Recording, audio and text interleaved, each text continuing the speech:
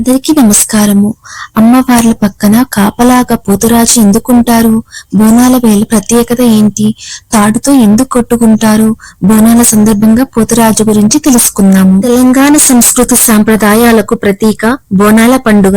ఆషాఢ మాసం ఆరంభం నుంచి ఊరూర మొదలయ్యే సందడి నెల రోజుల పాటు కొనసాగుతుంది. శివశక్తుల పూనకాలు, పోతురాజుల విన్యాసాలతో మహానగరం నుంచి మారుమూల పల్లె వరకు హోరెత్తిపోతుంది. గ్రామ దేవతలైన పోసమ్మ, మైసమ్మ, బాలమ్మ, ఎల్లమ్మ, ముత్యాలమ్మ, మహంకాలమ్మ, పెద్దమ్మ వీరికి తోడుగా గ్రామానికి కాపాడే పోతురాజు అనుగ్రహం కోసం మహిళలు తలపై బోనాలతో ఆలయాలకు వచ్చి బోనం సమర్పించి ప్రత్యేక పూజలు చేస్తారు. పోతురాజు ఎలా అవతరించారో తెలుసుకుందాము. శివ పార్వతులకు ఒక రోజు వన విహారానికి వెళతారు. అక్కడ పార్వతీదేవి కొలను నుంచి 7 దోసిళ్ల నీళ్లు తాగగానే సద్యో గర్భంలో 7 కన్యలు పుట్టారు. నీళ్లు తాగగానే వెంటనే పిల్లలు పుట్టడం ఏంటా అని అర్థం కాని పార్వతీదేవి వెంటనే పరమేశ్వరుడి చెంతకు చేరింది. జరిగిన విషయాన్ని పార్వతీదేవి పరమేశ్వరునికి చెప్పి ఆ 7 కుమార్తెలను వెంట తీసుకెళదామని అడుగుతుంది. వద్దని శివుడు వారి జన్మ రహస్యాన్ని వివరిస్తారు.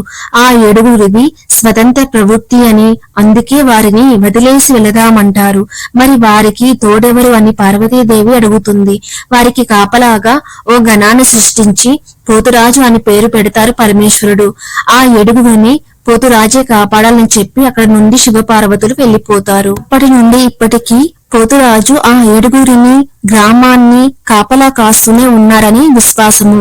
ఆ 7 పెరవాణి, శివవాణి, కొండవాణి, ముద్దరాలు, జక్కులమ్మ, కామవల్లి, శర్వాణి ఈ పేర్లని పోచమ్మ, ఎల్లమ్మ, మంకాలమ్మ, పెద్దమ్మ అంటూ ఒక్కొక్క చోట ఒక్కోలా పిలుచుకుంటారు. హైదరాబాద్ నగరంలో పోతురాజు సంస్కృతి సజీవంగా ఉండటంతో పాటు పెరుగుతూ కొత్తగా మారుతుంది. దాదాపు కేజీ పసుపుకు 1/2 కిలో నూనె కలిపి ఆ మిశ్రమాన్ని శరీరానికి పట్టించుకుంటారు. ఒకప్పుడు కేవలం పసుపు పూత, పెద్ద కుంకుమ బొట్టుకే పరిమితమైన అలంకరణ ఇప్పుడు రకరకాల రంగులకు, రకరకాల ఆకృతులకు మారింది. వాస్తవానికి ఎలాంటి మేకప్ అయినా 10 నుంచి 12 గంటలు ఎండలో వానలో ఉంటే చెరిగిపోతుంది. అందుకే వీళ్ళు నేరుగా పెయింట్ తో మేకప్ వేసుకుంటారు.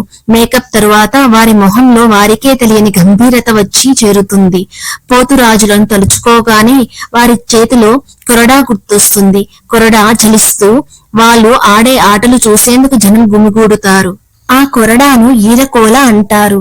ఆ కొరడా చూసి అంతా భయపడతారు.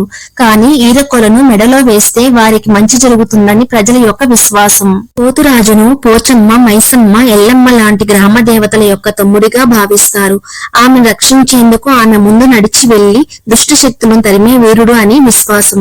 అందుకే బోనం వేళ అమ్మవారి ఊరేగింపులో పోతురాజు ముందుండి కొరడాతో ఊగుతూ నాట్యమాడుతాడు. పోతురాజు తనని తాను కొరడాతో కొట్టుకుంటారు. ఇది శక్తి తనకు ప్రవేశించిందని చూపించే సంకేతం. అలా కొట్టుకోవడం ద్వారా అతను గ్రామంలో ఉండే దుష్ట శక్తులను, బాధలు, రోగాలు, క్షుద్ర శక్తులను తరిమి కొడుతున్నట్లుగా భావిస్తారు. వీడియో మీకు నచ్చినట్లయితే లైక్ చేయండి, షేర్ చేయండి, మా ఛానల్ ని సబ్స్క్రైబ్ చేసుకోండి. శ్రీమాత్రే నమః.